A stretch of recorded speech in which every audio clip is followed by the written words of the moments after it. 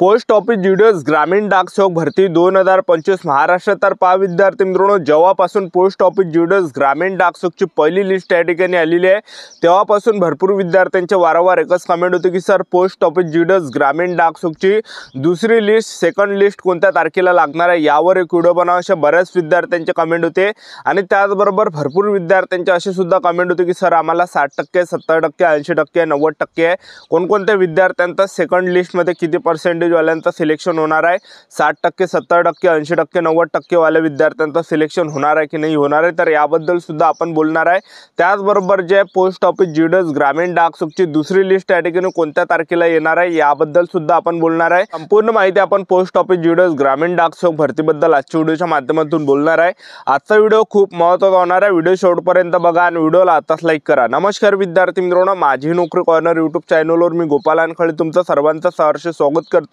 तर मित्रांनो, व्हिडिओचा थंबनेल बघून तुमच्या लक्षात आलं असेल की आपला व्हिडिओ कोणत्या टॉपिकवर होणार आहे।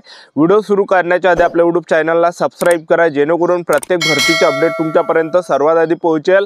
जास्त करून पोस्ट ऑफिस जीडीएस ग्रामीण डाक सेवक भरतीच्या रिलेटेड जास्त व्हिडिओ आपल्या चॅनलवर अपलोड करत असतो। व्हिडिओ सुरू करण्याच्या अगोदर सर्वांना एक रिक्वेस्ट आहे की 10वी मध्ये तुम्हाला किती पर्सेंटेज होते आणि कोणत्या डिव्हिजन मध्ये तुम्ही फॉर्म भरला हे नक्की व्हिडिओ खाली कमेंट बॉक्स मध्ये लिहा। तर पाहता पोस्ट ऑफिस जीडीएस ग्रामीण डाक सेवकची मी तुम्हाला याच्या अगोदर सांगितलं होतं की पहिली जी लिस्ट आहे रिझल्ट आहे पोस्ट ऑफिस जीडीएस ग्रामीण डाक सेवक भरतीचा पहिल्या लिस्टचा जो रिझल्ट आहे हा जवळपास 23 मार्चला लागणार आहे। मी तुम्हाला याच्या अगोदर सांगितलं होतं आणि त्याचा जे पहिली जी लिस्ट आहे विद्यार्थी मित्रांनो तर ते 22 मार्चला त्या ठिकाणी लागली। म्हणजे सांगायचं एवढंच की तर आपला जो अंदाज हा जवळपास खरंच त्या ठिकाणी ठरतो, एक लक्षात ठेवा, कारण की भरपूर वर्षाचा मला जे यामध्ये अनुभव आहे पोस्ट ऑफिस जीडीएस ग्रामीण डाक सेवकचा। तर पाहता पोस्ट ऑफिस जीडीएस ग्रामीण डाक सेवकची जी पहिली जी लिस्ट लागली तर त्यामध्ये जर आपण पाहिलं तर त्यामध्ये जवळपास जे पहिली जी लिस्ट लागली तर पूर्ण जागा त्यांनी पहिल्या लिस्टमध्ये भरल्या, म्हणजे जवळपास 21,000 जागा होत्या। तर 21,000 जागा सुद्धा त्यांनी पहिल्या लिस्टमध्ये या ठिकाणी भरलेल्या आहे आणि डॉक्युमेंट व्हेरिफिकेशनला 50% मुलं त्या ठिकाणी जातात आणि त्यामधले सुद्धा काही मुलं जे डॉक्युमेंट व्हेरिफिकेशनला जे रिजेक्ट केलं जात आहे। म्हणजे सांगायचं एवढंच की 10,000 पुरं जे डॉक्युमेंट व्हेरिफिकेशनसाठी त्या ठिकाणी जात आहे पोस्ट ऑफिस जीडीएस ग्रामीण डाक सेवकच्या आणि त्यामधले सुद्धा भरपूर मुलं त्या ठिकाणी रिजेक्ट केल्या जात आहे। ठीक आहे, आणि रिजेक्ट केल्यामुळे जे विद्यार्थी मित्रांनो तर त्या लिस्ट आता लागतच जाणार आहे, एक लक्षात ठेवा। ठीक आहे, आणि पहिली जी लिस्ट लागली तर यामध्ये जर पाहिलं आपण तर पहिल्या लिस्टमध्ये जे फर्जीवाडा या ठिकाणी झालेला आहे, मुलांनी बाकीच्या राज्यामध्ये जरी पाहिलं तुम्ही आपल्या राज्यामध्ये बाकीच्या राज्यामध्ये तो तुम्ही रिझल्ट पाहिला त्या ठिकाणी पूर्ण जी लिस्ट आहे 100 पैकी 100 असं आहे। तुम्ही कोणत्या राज्य बाकीच्या राज्याचा तुम्ही रिझल्ट पाहिला तर त्या ठिकाणी जो रिझल्ट जो लागलाय पहिल्या लिस्टचा तर 100 पैकी 100 रिझल्ट लागलेला। आपल्या महाराष्ट्रात तरी 95 झालं, 100 झालं, अशा प्रकारे पहिली लिस्ट या ठिकाणी आलेली आहे आणि धक्कादायक लिस्ट या ठिकाणी पहिली लिस्ट आहे।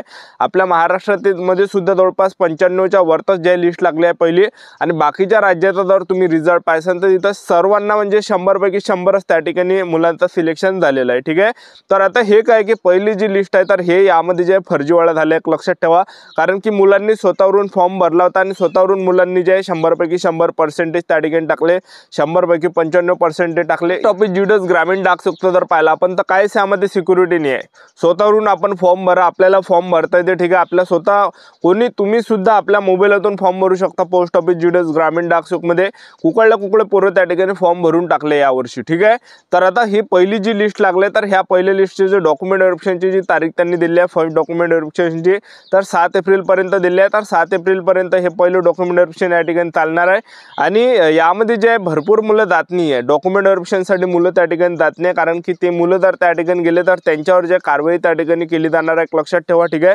आणि आता हे जे यामध्ये मुलांनी काही फर्जीवाडा केला आणि त्याचबरोबर जे कोरोना काळातले जे विद्यार्थी होते तर कोरोना काळातले सुद्धा मुलांचा त्यांनी जे कब्जा केलेला आहे पहिल्या लिस्टमध्ये। ठीक आहे, पहिल्या लिस्टमध्ये भरपूर जागेवर त्यांनी कब्जा केलेले ज्या कोरोना काळातले जे पोरं होते कोविड काळातले जे पोरांनी पेपर दिला होता तर त्यांना डायरेक्ट 95च्या वरती पर्सेंटेज आहे, 95, 96, 97, 98, 99, 100 अशा प्रकारे। ठीक आहे, तर पहिल्या लिस्टवर त्यांनी त्या ठिकाणी कब्जा केलेला आहे, एक लक्षात ठेवा। ठीक आहे, तर पहिली जी लिस्ट आहे तर यामध्ये काही कोरोनावाले विद्यार्थी या ठिकाणी लागले आणि जे खऱ्या अर्थाने इमानदार पोरं आहे तर त्या विद्यार्थ्यांचं या ठिकाणी सिलेक्शन झालं नाही आहे पहिल्या लिस्टमध्ये। ठीक आहे, ज्यांनी खरंच इमानदारींना 60% घेतले आहे, 70% घेतले आहे, 80% घेतले आहे, 90%च्या वरती घेतलेले आहे, ज्यांनी खऱ्या अर्थाने इमानदारीने अभ्यास केला त्यांच्या अगदी कॉप्या नव्हत्या पण त्या मुलांचं सिलेक्शन राहिलं यामध्ये व्हायचं। आणि जे कोरोना काळातले पोरं आहे त्यांना वाचता लिहिता येत नाही, तर अशा मुलांचं पहिल्या लिस्टमध्ये या ठिकाणी सिलेक्शन झालं एक लक्षात ठेवा. आणि त्या समोर तोलून त्यांना जॉब करताना सुद्धा भरपूर अडचण त्या ठिकाणी येते, एक लक्षात ठेवा. ठीक आहे, तर पोस्ट ऑफिस ज्युडस ग्रामीण डाक सेवकमध्ये पहिल्या लिस्टमध्ये भरपूर अशा फर्जीमुळे त्या ठिकाणी बाहेर झालेले, एक लक्षात ठेवा. आता दुसरी लिस्ट या ठिकाणी पोस्ट ऑफिस ज्युडस ग्रामीण डाक सेवकची येणार आहे.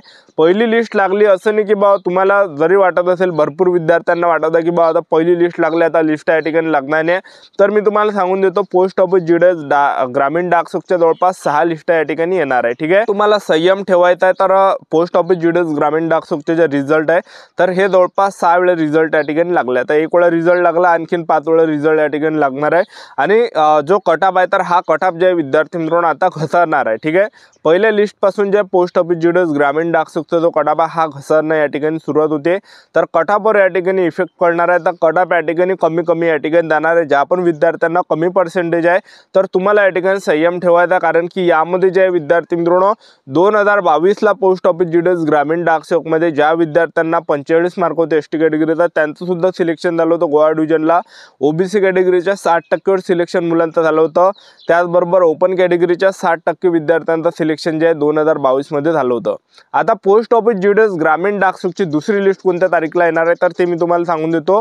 पोस्ट ऑफिस ज्युडस ग्रामीण डाक सेवकची दुसरी जी लिस्ट आहे, आता जर आपण पाहिलं तर हे डॉक्युमेंट व्हेरिफिकेशन या ठिकाणी 7 एप्रिलपर्यंत डॉक्युमेंट व्हेरिफिकेशन चालू आहे.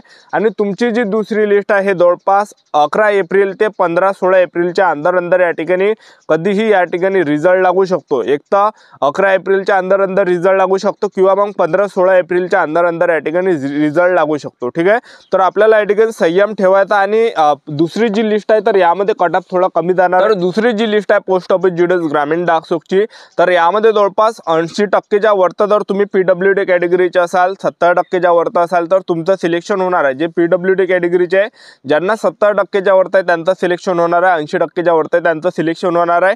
आणि एसटी कॅटेगरीचे जर तुम्ही असाल तर 80च्या वरती जर तुम्हाला पर्सेंटेज असेल तर तुमचं सिलेक्शन होणार आहे दुसऱ्या लिस्टमध्ये. ठीक आहे, आणि जे एससी कॅटेगरी आहे, ओबीसी कॅटेगरी आहे, ओपन कॅटेगरी आहे, तर यामधले सुद्धा काही मुलांचे त्या ठिकाणी चान्सेस आहे. ज्या ठिकाणी खऱ्या अर्थानं कमी अर्ज आले असेल तर त्या ठिकाणी कटऑफ या ठिकाणी कमी जाऊ शकतो. ठीक आहे, तर आपल्याला या ठिकाणी संयम ठेवायचा. जसजशा लिस्ट या ठिकाणी लागणार आहे तसतसा कटऑफ या ठिकाणी कमी लागणं चालू होणार आहे.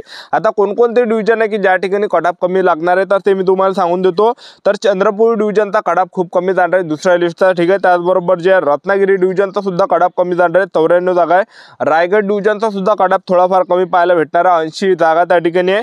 आणि त्याचबरोबर गोवा डिव्हिजनचा सुद्धा कटऑफ कमी जाणार आहे, कारण की गोवा डिव्हिजनमध्ये भरपूर मुलांना परवडत नाही, त्यामध्ये तिकडे जास्त मुलं फॉर्म भरत नाही आणि जास्त यावर्षी जागा सुद्धा नव्हत्या. ओपन कॅटेगरीच्या सर्वात जास्त जागा तिथं होत्या, तर भरपूर मुलं तिथं जॉब करत नाही. गोवा डिव्हिजनला ज्यांनी जॉबही केला ते सोडून देतात, तर इथं सुद्धा कटऑफ कमी जाणार आहे. 24 जागा आहे. कराड डिव्हिजनचा सुद्धा कटऑफ कमी जाणार आहे, 30 जागा त्या ठिकाणी. मिरज डिव्हिजनचा सुद्धा थोडाफार कटऑफ कमी पाहायला भेटणार आहे. पालघर डिव्हिजनचा सुद्धा कटऑफ कमी जाणार आहे दुसऱ्या लिस्टचा. त्याचबरोबर सिंधुदुर्ग डिव्हिजनचा सुद्धा कटऑफ थोडाफार कमी जाणार आहे. आणि भुसावळ डिव्हिजनचा सुद्धा कटऑफ कमी जाणार आहे 7 जागा. आणि श्रीरामपूर डिव्हिजनचा सुद्धा कटऑफ थोडाफार कमी जाणार आहे 37 जागा. तर हे काही डिव्हिजन आहे की या ठिकाणी बाकीच्या जिल्ह्यापेक्षा कटऑफ कमी जाणार आहे दुसऱ्या लिस्टचा. ठीक आहे, तर होती संपूर्ण महत्त्वाची माहिती. चॅनल सबस्क्राईब करून ठेवा. व्हिडिओ अपडेट पोस्ट ऑफिस ज्युडस बद्दल देत राहणार. याच्यासाठी आमचं भेटाय नेक्स्ट व्हिडिओमध्ये. जय हिंद, जय भारत.